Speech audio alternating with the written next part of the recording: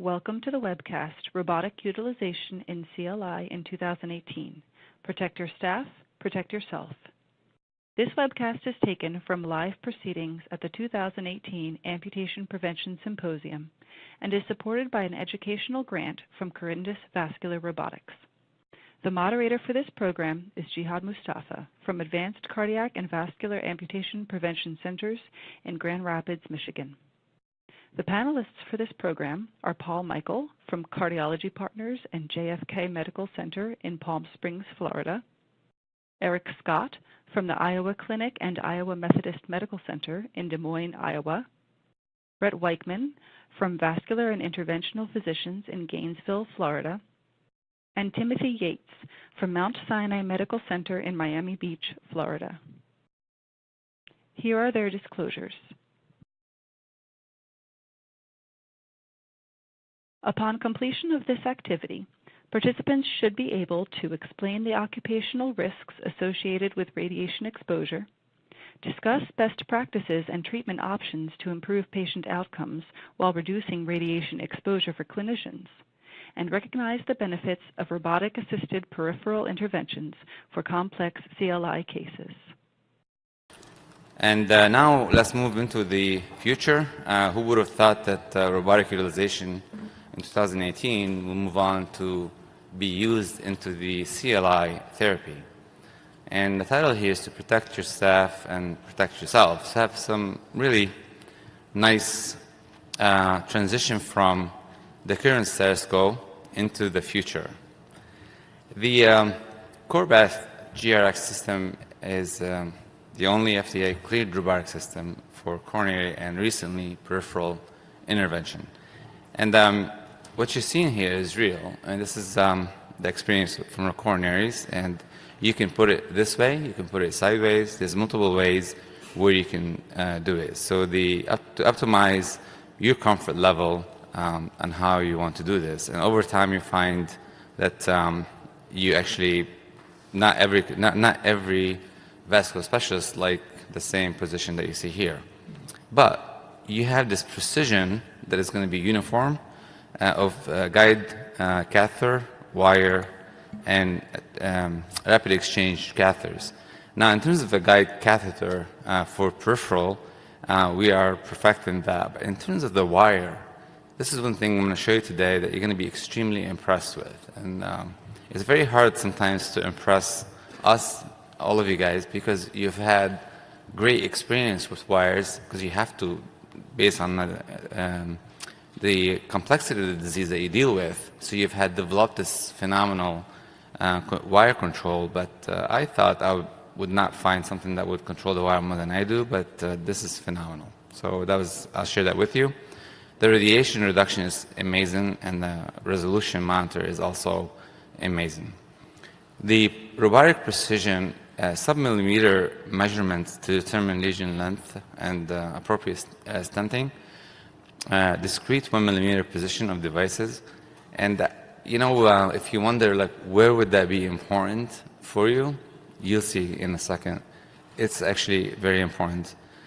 Device fixed in system during procedures, fixing a wire in the same place as you advance things in and out. And the procedure automation of wiring with rotate and retract is ROR. That system is amazing, and hopefully I get to share it with you. Smart procedure automation. So the first automated movement in technique series for GRX. So there's some publications on that from the coronary side, where they found there's a significant reduction in wiring time with reduced variability. And the reason actually you see that because there's this controlled motion of the tip of the wire that I thought, we can do it ourselves, but to do it like the robotic arm does, at this point I would say I can't, but maybe in the future I will, because we all like a challenge. So I'm already challenging the robots, and we'll see who wins. I'll let you know next year. So rotate on retract, and this is a nice software. Again, it's a new thing for us for CLI work, but it's a nice addition. How many times do you move the wire forward and backward while rotating to advance the wire through bifurcation or calcified lesions? The reason I went backward here, because I'm going to focus more on this portion in the CLI world or the peripheral world. You find actually with a robotic arm, this is much easier than you think. I'm sure you probably thought it would be harder in the peripheral, but actually I find it to be easier, and I will share that. I will show you in a second. This is here for occupational hazards, and you can deny all you want, but back pain fatigue is real. But the more serious issues is radiation exposure and the damage that it can cause. Unfortunately, there's some real deal. I mean, we lost a real dear colleague recently for brain tumor. So 85% of brain tumors in interventionalists are from the left side, and we know that for a fact now. Cataract is a big issue, and the carotid atherosclerosis as well is another issue. And I don't know what else we're going to find as the time goes by. Orthopedic strain and fatigue, this is a major, actually almost a career stopper for some people, and it's a major problem for a majority physician, and the average age is actually 54. So hopefully none of you is going through it, but it is a problem because 60% incidence of spine issues after 21 years in practice. So it's kind of like you're in that range. 42% incidence of spine problems, and general population average is 2.3. So you can see that it's a major issue. And the days of work missed is 33%, and imagine the cost and loss of income with that. So radiation reduction, 95.2% radiation reduction to the physician when using the CorePath technology. And as you know, the oblique views, especially the RAO oblique, pretty much is giving you the radiation, especially the scatter radiation, straight into your lower extremities and then up to your body. And when we use a shield, actually most of us put it next to the eye on top, where actually the shield should be in the bottom, really, to protect you. So anyway, the radiation shield workstation eliminates scattered radiation. And if you know the 1/4 inverse distance, so if you add that to the shield, you pretty much not getting any radiation. The RAPID trial is a robotic assisted peripheral intervention for peripheral artery disease. It was done in Austria with Dr. Brodmann, and I wish she was still here. She would have helped us with the discussion, and the study chair was Dr. Mahmoud. The trial design was a prospective single-arm, single-center, non-randomized study for the CorePath 200 system. The idea was to examine the performance during interventions of the SFA and patient outcomes through 24-hour post-procedure. So just looking at the acute outcome, but also just the time it takes and the acute events during SFA therapy. The primary outcome measures were successful cannulation of the target vessels using the 200 system, CorePath system, and there was no evidence, no device-related serious adverse event during the procedure. The inclusion criteria were patient population, symptomatic disease, presence of CLI, and or life-limiting claudication, and a disease involving the SFA. The angiographic inclusion criteria, the SFA disease with more than 50% disease, and also occlusion of up to 50 millimeter. The 20 patients that were enrolled to Rutherford 2 to 5, the Rutherford class 2, R2, 30%, and then 3 is 60%, CLR 4 is 5%, and CLR 5 is 5%. So it was more focused toward the larger vessels at that point. 29 lesions by which all treated by CorePath system, a 26 over 29 lesions in SFA, 4 popliteal, and 1 had both SFA and popliteal. The balloon angioplasty was done robotically 65% of the time, and also balloon angioplasty performed robotically with provisional stenting was 34%. All stents were placed manually, and as you know, the system accommodates rapid exchange. So as we have more rapid exchange tools, we'll be able to use it more. But also, as the device, the robotic itself evolves, we'll probably be able to use it more. So both ends are working toward accommodating the technology. The rapid results, primary endpoints were met 100% in terms of success. The device success, which is basically by cannulating the target lesion, and the safety, which is absence of adverse events. The second endpoint was the clinical procedure success, less than 50% residual stenosis of all CorePath treated lesion, and a conversion to manual provisional stenting, confirmed by independent core labs. The variables here at core lab technical success were 100%. It's actually nice to hear that because every time we have a new technology and you put it in our hands, especially for peripheral, it takes you out of your element. So it's very nice, and congratulate Dr. Brodman for being able to do this study. So patients with device-related SAEs were 0%. The current comparabilities with the CorePath GRX, guide catheters advanced and retracted. We can rotate them, and 5 to 7 French system compatibles. Guide wires 014 system, and actually we can squeeze the 018. We like to always challenge things, so they didn't like it, but they're okay now. The RX device able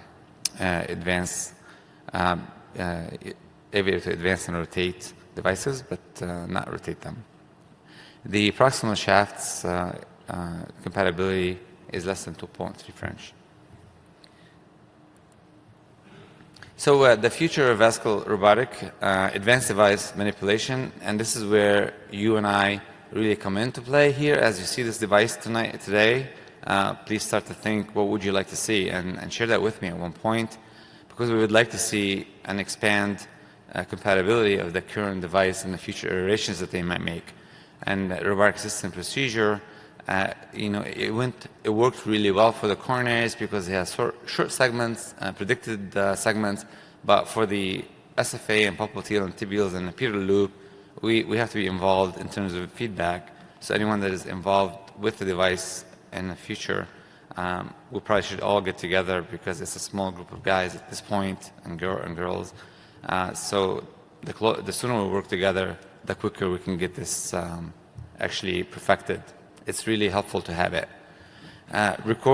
This is a recorded case at the Advanced Cardiac and Vascular Amputation Prevention Center, where I just want to show you the reality of how you proceed with such procedures. So initially, you have to put the axis yourself, obviously here, and we use ultrasound. It's the bifurcation, and we use the ultrasound to place a sheath. And as you can see here, there's a nice bifurcation, and we select an exit strategy. So maybe I would get some help here from Bret. What do you think, Bret, here in terms of looking at this bifurcation? Where would you place your sheath if you were doing this case, antegrade? Well, we always try and take a quick look at fluoroscopically to see if we can see where the femoral head is. With ultrasound guidance, obviously the key here is trying to avoid wire placement in the deep femoral, but there are some tricks that you can use to advance that wire into the SFA. I like what you said, actually. You look to see where the femoral head is. That's a very good point. Dr. Scott, there's some data published on the safety element of the ultrasound versus angiographic guided access. What's your thought on current data out there?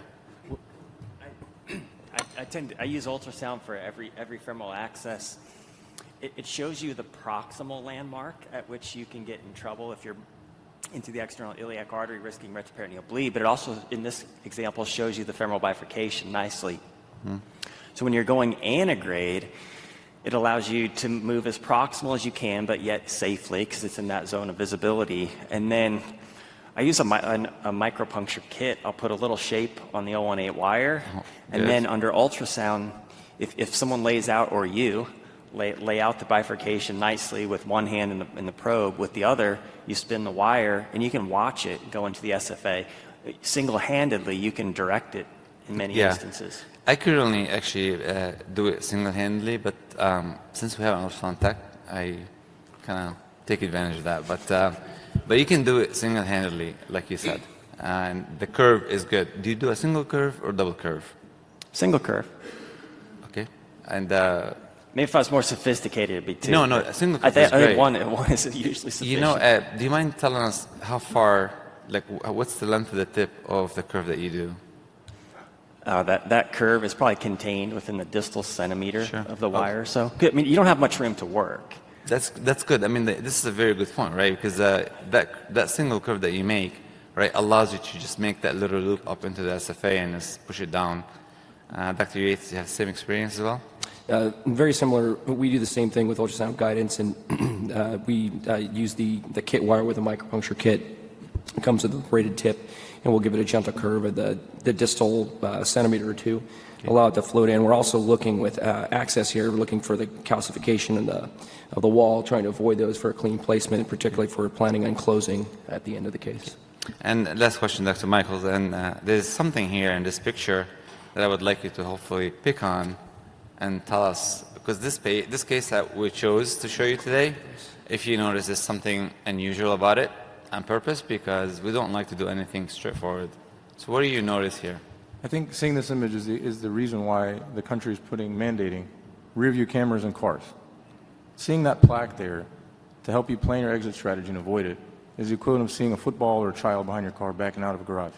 So to use ultrasound is such a safety tool. It's a power tool. It's more than just a safety aspect, but it helps you plan not only your entry, your exit, it skyrockets your safety, and it gives you a lot of comfort to go antegrade and use a lot bigger devices. So actually, is this a closure device? Is this an angioseal? We haven't. This is just going in. We haven't actually started a procedure yet. But this is the posterior wall plaque, which is a very common finding at that location. And you know, Scott, you cut these arteries all the time. Is that what you normally see somehow? Distal common femoral artery, Dr. Scott. Eric. Right. So common femoral plaque is typically in the posterior wall, but one of the biggest advantages of ultrasound is actually when it's in the anterior wall. And if you're sticking under anatomic landmark or fluoroscopic landmark, sometimes you completely miss it. But on ultrasound, sometimes what you see in the anterior wall completely changes where you're going to access the vessel. Then it becomes a huge asset on the way in as well as on the way out, You're right. depending on the closure device you use. Absolutely. Angle, location, etc. You don't see it as often, but that can be a real problem. Bret, the one thing I would caution to the ultrasound-only folks is the high bifurcation. Yes. And so I realize that fluoroscopy is not necessarily going to be 100% accurate in terms of position of the inguinal ligament, but I can tell you, having stuck with ultrasound without having peeked at the femoral head, that you can stick the external iliac artery and find yourself in a world of hurt once you get the sheath in. Right. So again, we only take a quick spot of the fluoro, of the femoral head under fluoro, and then stick to ultrasound guidance. Let but me see the high if bifurcation I can, is a real thing. Actually get a different answer for you, okay? Anyone in the audience here, I see a CLI fighter right there. Okay, stand up, please. Come take a mic and fix the situation for us. Come grab a mic. There's a way, guys, and he's going to tell us right now, how can we use ultrasound alone and not use any fluoroscopy? Any suggestions to how to do it? Yeah, well, I mean, kind of like what you guys were talking about, doing it single-handedly. You can do it and watch the wire go into the SFA You can stick the high SFA directly too. That's for high bifurcation, right? That's a good point. Exactly. And how about the femoral head? How can you, is there a way that you can actually locate it without having to use a fluoroscopy? Yeah, I was just talking to Mike Watts about that. You can see the femoral head on ultrasound, it just shadows out. I mean, it's bone. So you can actually see exactly where the femoral head is. Where is Mike? Is he here also? He's right there. Of course, it's going to be you guys easier. should come up to the front, like maybe right here. That would be nice. Okay. No, but you can, it usually when near the common femoral artery, it just looks like this black That's a good structure. point. So actually, what we normally would do is increase the depth, and you can see exactly where you said long axis. You can see the common femoral head, and you can see the external iliac diving. Exactly. So we locate that and then go away from it, actually significantly. So you can measure exactly how far you want to go away from it and how close to the SFA, the osseous of the SFA. And in here, I was trying to trick Dr. Michael here, but he didn't fall for the bait. The obesity of the patient on the groin. Do you notice the significant pannus here, right? Yeah. All right.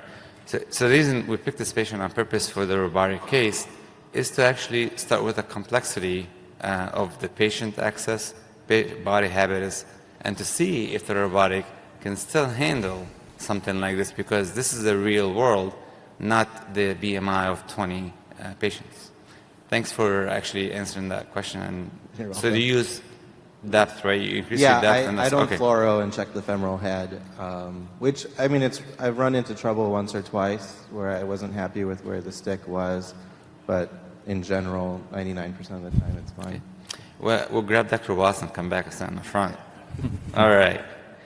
Well, guys, here's what we normally do, and this is sped a couple of times, and the patients with large pannus, we found kind of a unique method to actually get integrated access. And the problem and the challenge, we need to and have to sometimes, because of the CLI nature of the disease, right? You have to do period loop reconstruction sometimes. You have to do distal tibial intervention sometimes. So what we do is we pull the pannus back, and we found that the ultrasound, and somehow in obese patients, for some reason, I'm not sure why, the common femoral artery somewhat a little bit lower than expected. I'm not sure why at this point.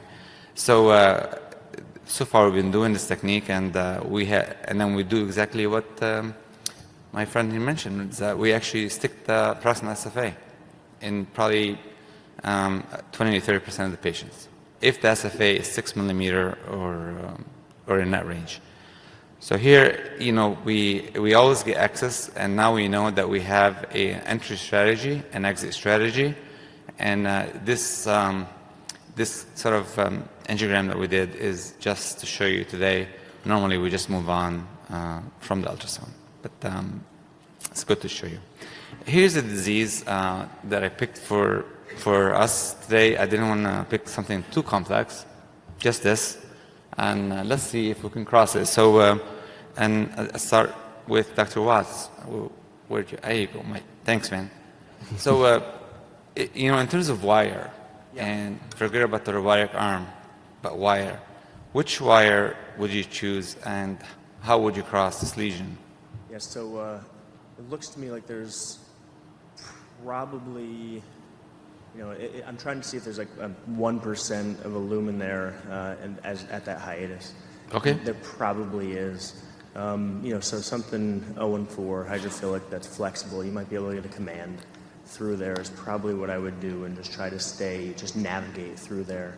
And once you get through there and follow it up with whatever your support catheter is, you can probably work your way through. I'm trying to decide, my eyesight's terrible.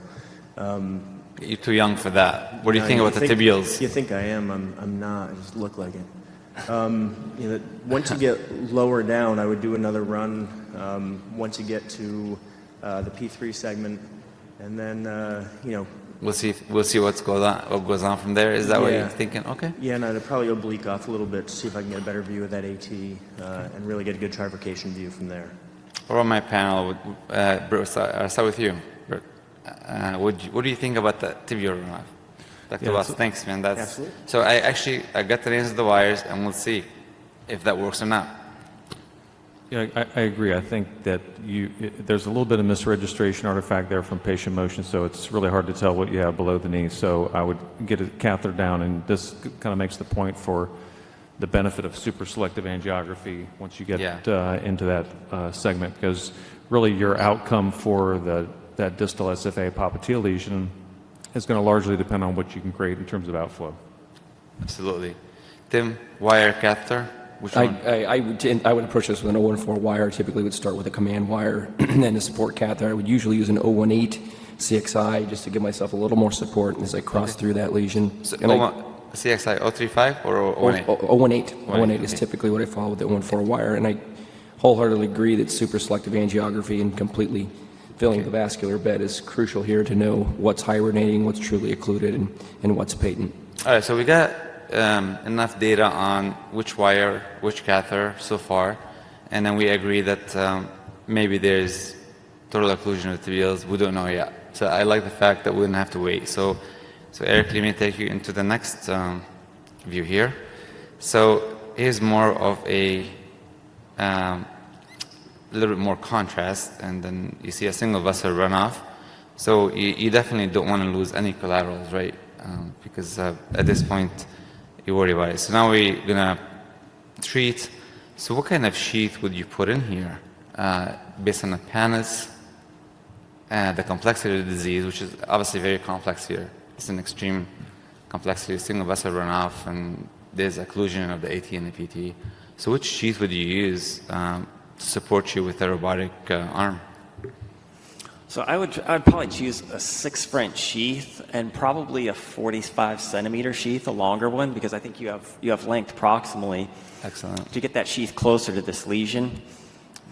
I try to put sheaths as close to the lesion as I can. So if the majority of your SFA is patent and doesn't need to be treated, then you can put a sheath in it, and you'll be closer to where you work. You have better pushability, better visibility. So 45 centimeter, okay. 6 French, 45 centimeter. 45, okay. And then, so I like the idea of the 018 catheter as a selective catheter to inject through. Okay. You get a lot more dye down versus an 014 catheter. And then you'll see something like this, that yes, in fact, the perineal was patent and looks pretty good.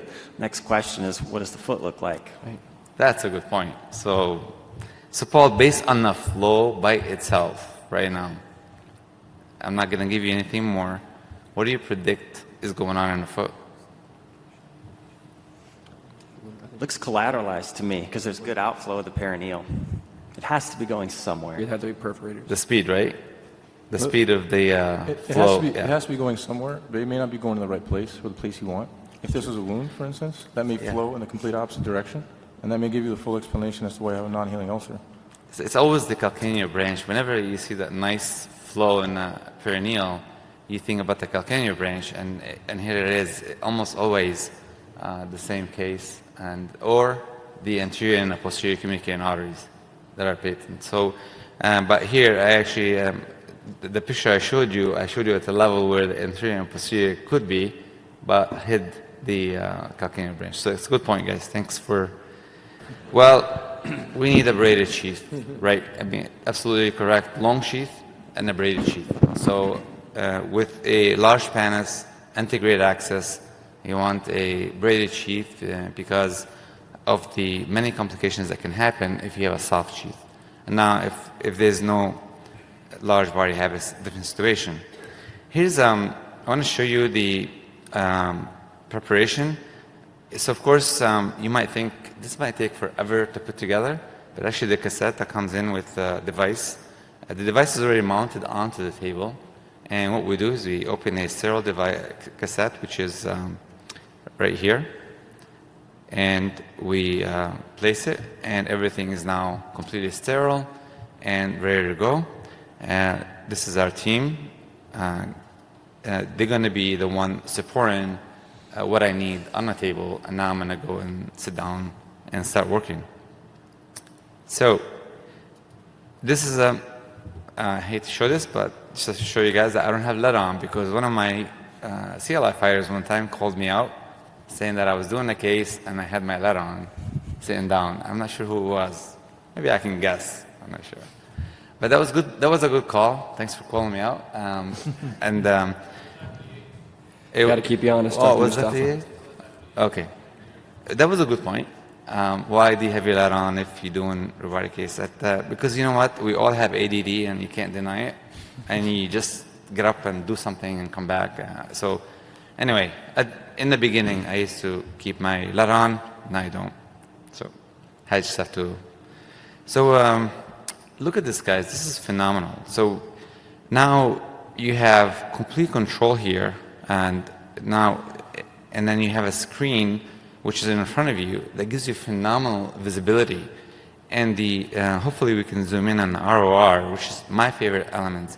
So I did exactly what everyone mentioned thus far. So actually we're all on the same page.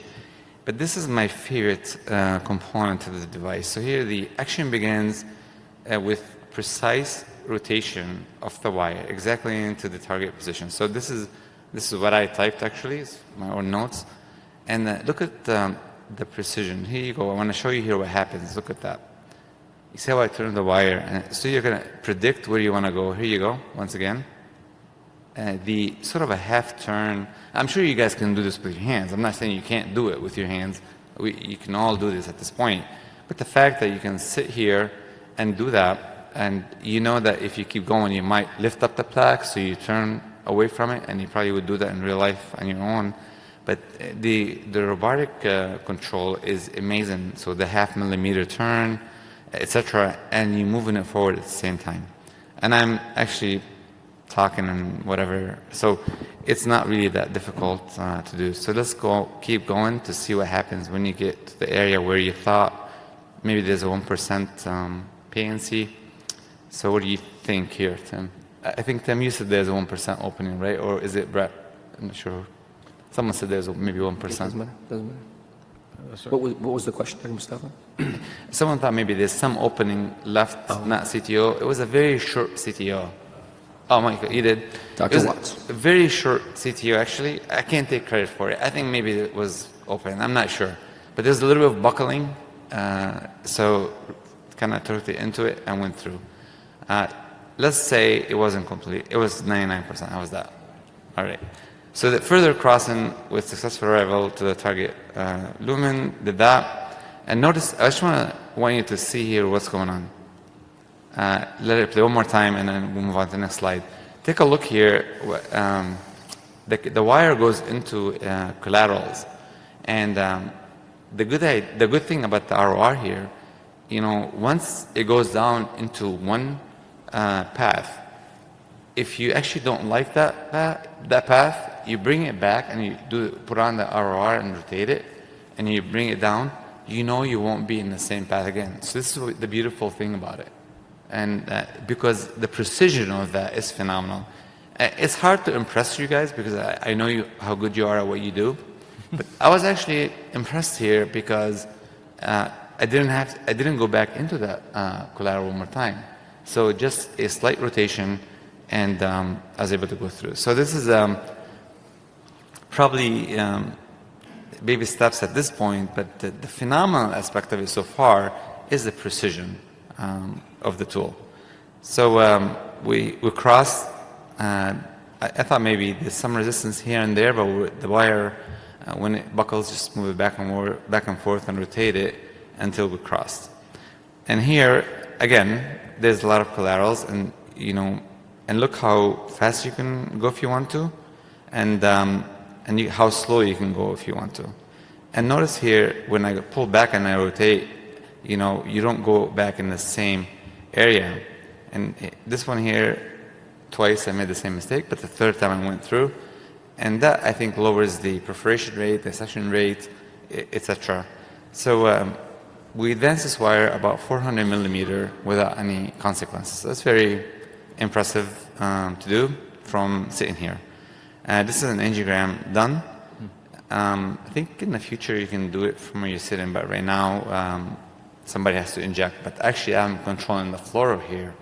So this is a selective angiography, like someone mentioned, and it's great because now you can see tremendous more information about the tibial pedal segments. Look at the nice, precise advancement of catheters. Phenomenal.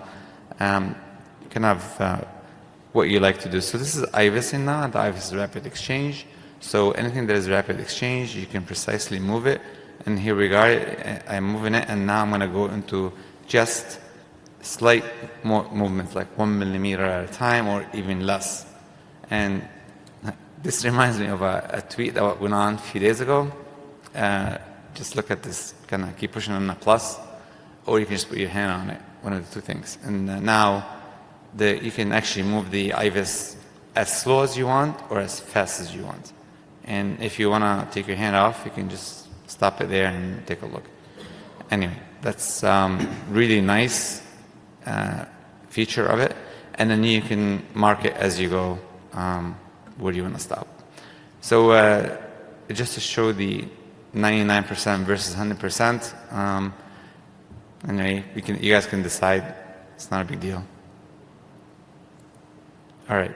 So we crossed, and now we're going to do laser because laser is available in rapid exchange. So notice here, my friends and supporters in the cath lab are placing the laser, and what they're going to do is they're going to advance it to the point to where the robotic arm grabs it, and then they just leave it alone, and I take over. So they connect the saline portion and connect it to the laser machine, and then after that, then we'll connect it to the arm, and then I'll take over from there. So it's kind of nice to be able to do that. So here we did a combined ultrasound and fluoroscopy. We don't always do that. This is just to show you guys, because it's not fair to expose the ultrasound techs for radiation. Here to show that you can actually go really slow with laser, and what really kind of hit me here is I think this robotic arm is phenomenal for laser, because if you use the plus system that I'm using right now, you can go extremely slow. And the bubble, if you noticed, was in the front of the catheter the entire time.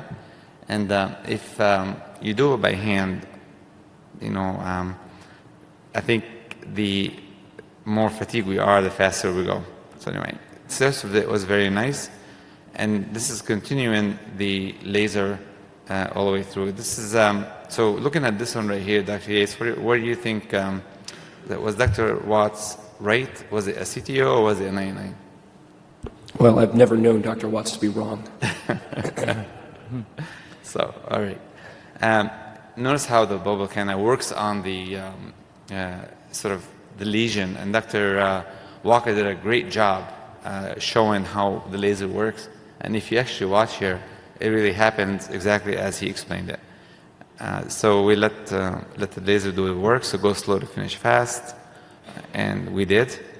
And we lasered all the way down where the lesion was found to be consistent with the IVUS. So we went into the TPT and slid into the perineal. And then look at this. This is the best part. Taking it out is so phenomenal. I mean, I can't tell you how much I like that part of the procedure, because now I don't have to worry about the wire. We're like kids, when you get toys like this, and this is where you fall in love with the device. When you get to this point, taking it in, taking stuff out, and next slide is the first thing that hopefully went through all your minds, what's happened to the wire, right? But look at this. Here's a balloon, long balloon. Look how fast I'm moving it in. Isn't this awesome? You can no longer blame it on Fadi or a fellow or a resident if they lose wire access, though. I know, that's kind of bad. Consider that. So Jihad, tell us, how many devices can this thing control at the same time? Is it the wire and one device? Is it three things? Right now, how many fingers does it have? Right now, it's just got a sort of side port, so you can have the wire and a single device at this point. So it'll fix your wire, yes, and control a device over it. Yes. Well, and Eric, it's a good question, right? Because for us, when we're doing CLI, that is absolutely something that in the future is going to be one of the features for this to continue to support CLI. Double wiring, kiss a balloon, etc. So you're right. Well, and also, you think about some of the topics that were brought up at the lunch symposium today about atherectomy needing to go slow, meticulous. You almost wonder, things that are really slow, this thing could do better than you and I. It has more patience. Absolutely. But it also would have the ability to even to measure pressure at the lesion so that you don't exert too much force. It could control things in a way that you and I wouldn't. You're absolutely right, Eric, and especially this plus system, which I really fell in love with here. You can go really slow, and if there's any resistance, and the buckling actually happens in the slow motion, because buckling is a problem almost always. So it happens in a slow motion, so you really get to see it and stop right there. So I haven't actually seen much of that because of the what you just said. The ability to go very slow, especially with atherectomy devices. So hopefully we'll see more atherectomy devices with rapid exchange abilities. And then balloons, if you want to advance a balloon fast, you can. Slow, you also can. So both abilities are available, and I really like that component of the device is how slow I can go and how fast I can go, and the different exchanges. Actually, you'd think it would actually delay you. In fact, it doesn't when it gets to this point. The learning curve is not too steep, so hopefully in the future we can all be able to use this because of the radiation exposure with CLI therapy. So this is atherectomy followed with balloon angioplasty. And the inflation times is 2 minutes in each balloon. And now we're advancing a thrombectomy catheter, and notice this is being done manually. All right, so with the thrombectomy, everything looks good, because single device, the last thing you want is anything to go distally, and selective angiography afterwards. So what do you guys think so far? I will start this time with Paul. I think it's time to go back to our IVUS findings, and let's do some sizing. Okay. And let's plan our exit for PTA. NG for PK. All right. So here's an NG for PK. And we haven't seen the tip of the wire. Where am I going? Okay. And here's the runoff to the foot. So that's what you said, right? And notice the tip of the wire is exactly where I placed it in the beginning. And this is extremely important, guys, because now we can have that confidence that wherever you place the wire, it's going to stay. And we have significant improvements of flow into the foot. Now you can make a decision to do additional balloon angioplasty, or you can stop. And clearly here we did sequential angioplasty, so we started with low profile balloon and then went up to a higher profile balloon to get the results that we like to get. So here's a secondary balloon, and notice how nice and smooth you can move it through. And if there's any buckling or problems, probably you can stop immediately. And once you take your hand, immediately it stops. Here's the balloon being inflated. So as we inflate balloons, Eric, what do you think so far? Is that something that is attractive to you at this point, based on what you've seen to this point? It looks like there's some areas where you could potentially get some additional lumen gain. Lumen gain. What about the device itself, using it yourself? Is that something you think like you would use in the future? The robotic component of this? Yeah. Robotic. Yeah, and I think it has numerous advantages to it, but I think from a broader perspective, the things that we do for CLI now are more sophisticated, perhaps more time-consuming than we did 5 or 10 years ago. Yes. Our radiation exposures in each of these cases is only increasing. Yes. And the number of people doing it isn't particularly large either. So those who do it frequently, and the doses are higher and higher. We need an answer to that. Absolutely, man. And to sit in the corner and get 1/10 of the radiation, that has serious appeal. You're right. One of our faculty actually gave a lecture, and during his lecture, I don't want to repeat his name, but he gave a lecture, but during his lecture, he said that he got a couple times a year a letter where he had to stay away from radiation. So you're right. I mean, we are getting exposed significantly. Tim, what about you? I mean, when do you think you'd like to implement this technology into your practice? Well, I think the technology is very impressive, and I think the options are broad. I think automation and even applying AI might be able to facilitate or move some of the parts of our typical procedures through more quickly. A question for you, since you've had your hands on it. Many of the CLI operators here in the room rely heavily on feel and response, catheters and wires, and you're not getting that same sensation. You're having to retrain your eye to respond and the movements of the wire. How long did it take you to feel comfortable with that? That's really an excellent question. So you're going to replace that with a visual tactile feedback.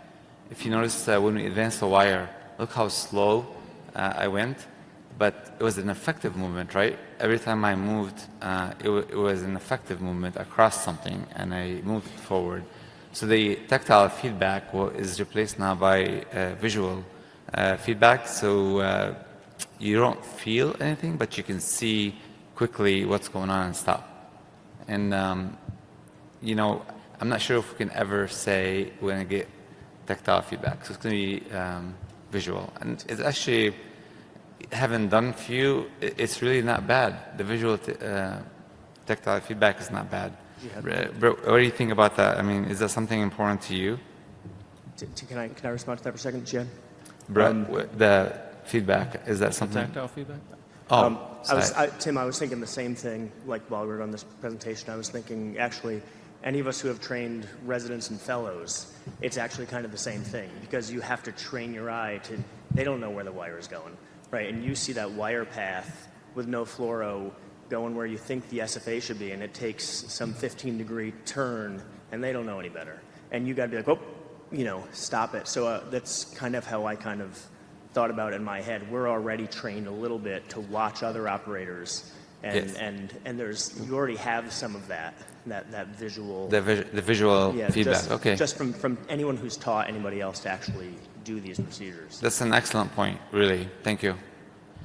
Yeah, I mean, so basically, if you know the anatomy and you expect the wire to go, so based on that, you can actually stop and redirect. So it's really a great tool for those of us that have large number of CLI procedures. I mean, Fadi and I do a significant number of procedures a month, and they're very complex. And remember, you know, based on the basic science and the physics of radiation, the larger the body, the more scattered radiation, right, that you get exposed to.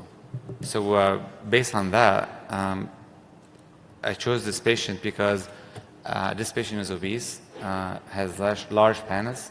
The radiation exposure from a patient like this is twice as much for a patient who's got a lower BMI, right?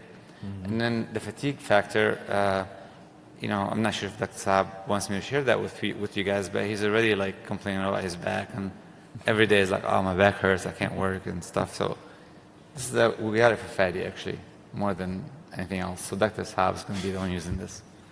I feel sorry for him. So he's shaking his head over there. Actually. Oh, is he? Where is he? Oh.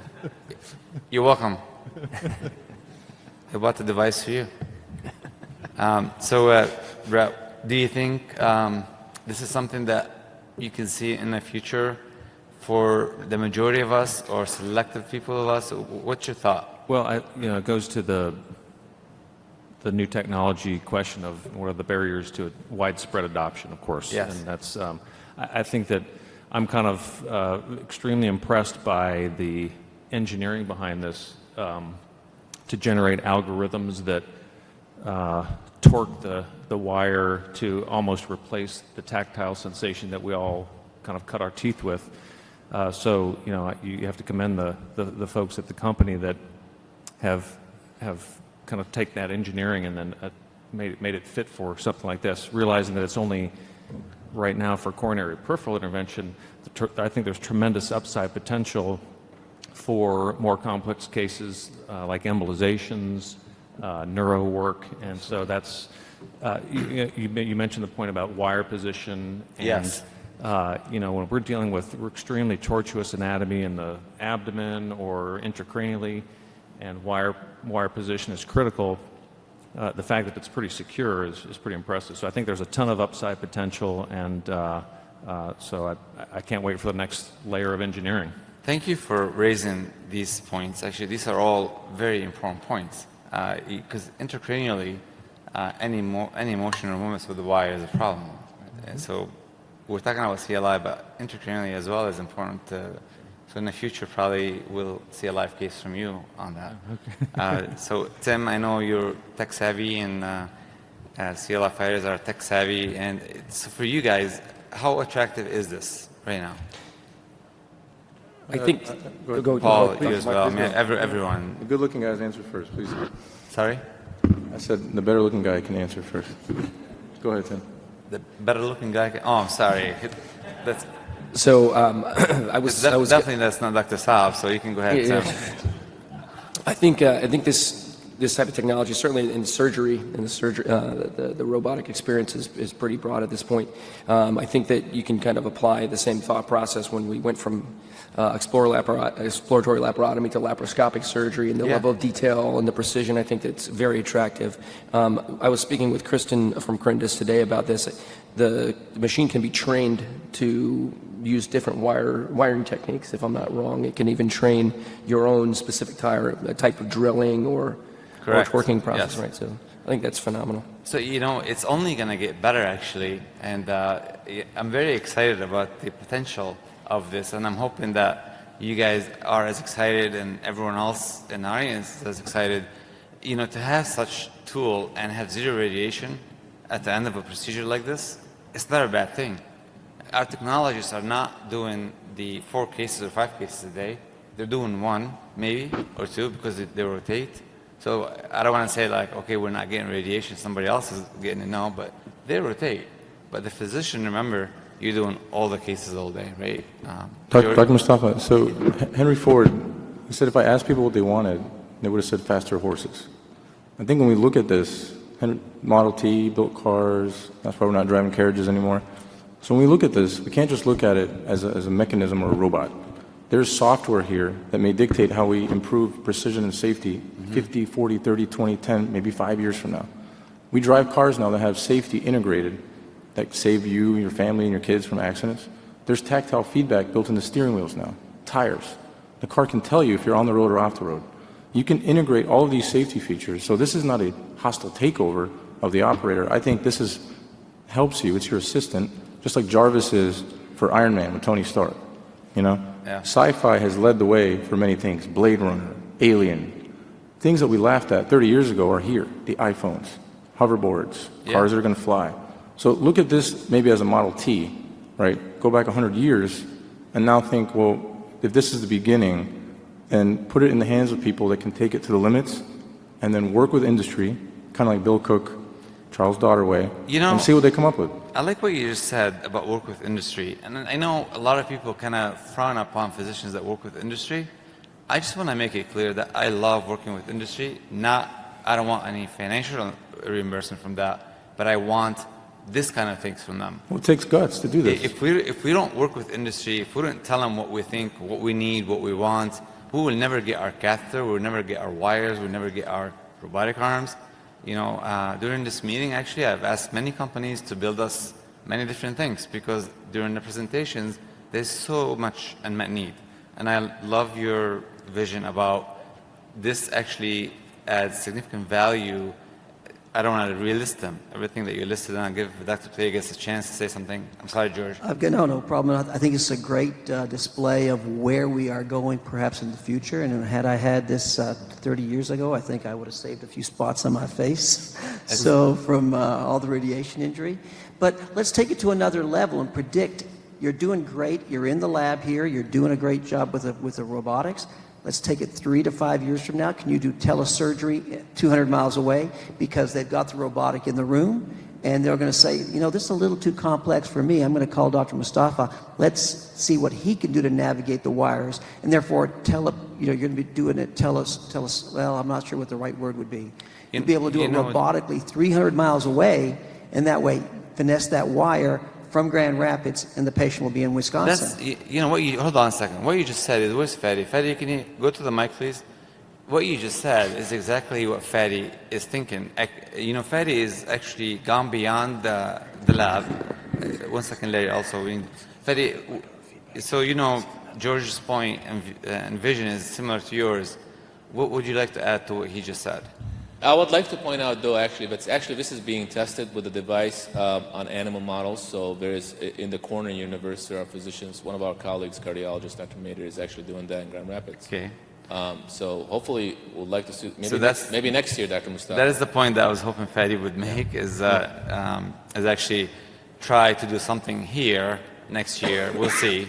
And then an animal or cadaver where Fadi actually will be next to the radiation in Grand Rapids, and I'll do it from here. So hopefully we can pull that next year, pull it off, and that will be phenomenal. So actually we can ask different people from our audience to come up and try it, and we'll see. Next thing is, please, everyone, this is nothing for more than a selfish reason that we want to be able to do this quicker. So if anybody has any ideas, any feedback, please work with industry, and especially with this robotic concept, because we need it.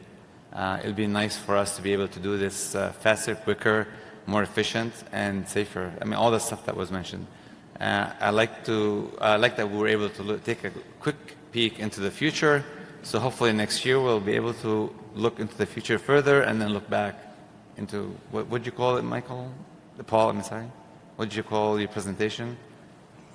Back to the future. Oh, Back to the Future. Yeah. Well, thank you, everyone. I hope this was. By the way, Dr. Mustapha, the Nikes shoes that were in Back to the Future, they came out 20 years later, and you can't even buy them again. They were so hot. So that's a nice way to end it. Thank you so much, Nike. Thank you so much.